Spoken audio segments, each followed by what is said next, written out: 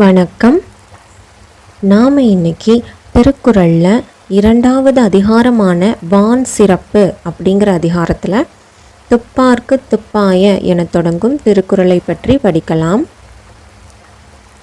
துப்பார்க்கு துப்பாய துப்பாக்கி துப்பார்க்கு துப்பாய தூவும் மழை.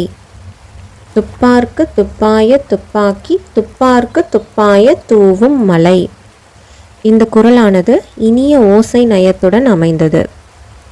துப்பு என்னும் சொல் இக்குறளில் 5 முறை வந்துள்ளது. இங்கு துப்பு என்னும் சொல் உணவு என்னும் பொருளில் ஆளப்பட்டுள்ளது. நடைமுறையில் ஒருவரை திட்டும் பொழுது சிலர் துப்பு கெட்டவன் என்று கூறுவர். அதற்கு பொருள் ஒரு வேளை உணவுக்கு கூட வழியற்று இருப்பவரை குறிக்கும். துப்பு என்னும் சொல்லை உமிழ்தல் என்ற பொருளிலும் நாம்